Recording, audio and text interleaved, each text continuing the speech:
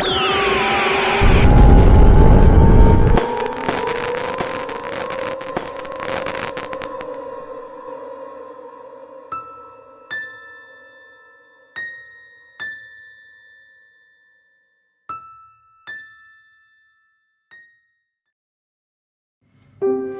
kedalaman hutan tropis yang lebat dan rimbun, di antara pepohonan yang menjulang tinggi dan rindang, hiduplah seekor kelinci putih bernama Mimi. Bulunya seputih salju, matanya ceria, dan senyumnya selalu mengembang. Mimi bukan kelinci biasa. Ia cerdas, baik hati, dan punya selera humor yang tinggi. Hewan-hewan lain di hutan itu menyukainya bukan hanya karena kebaikannya, tetapi juga karena kemampuannya membuat mereka tertawa terpingkal-pingkal. Setiap hari, Mimi dihujani pertanyaan-pertanyaan konyol dari teman-temannya. Siput kecil, Pipit, misalnya, sering bertanya, "Mimi, kalau siput bisa terbang, apa yang akan dilakukannya dengan cangkangnya?" Mimi, tanpa ragu, akan menjawab, tentu saja, ia akan menggunakan cangkangnya sebagai topi pelindung dari matahari. Jawaban-jawaban Mimi selalu tak terduga dan sama konyolnya dengan pertanyaannya, membuat semua yang mendengarnya tertawa lepas.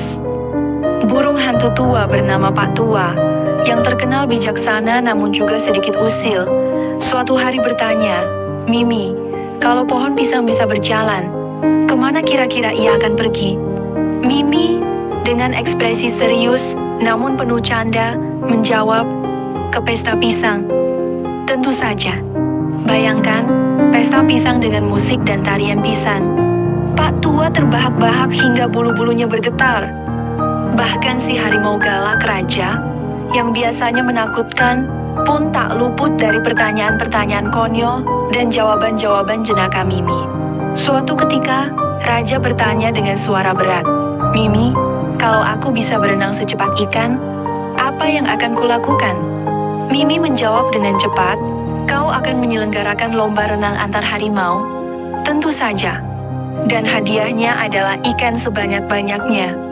Raja, yang awalnya terlihat garang, tak kuasa menahan tawanya. Kehidupan di hutan itu dipenuhi dengan tawa dan canda. Setiap pertemuan Mimi dengan teman-temannya selalu diwarnai dengan pertanyaan-pertanyaan konyol dan jawaban jenaka. Mereka bergurau tentang hal-hal yang tidak masuk akal, menciptakan dunia imajinasi yang penuh warna dan menyenangkan.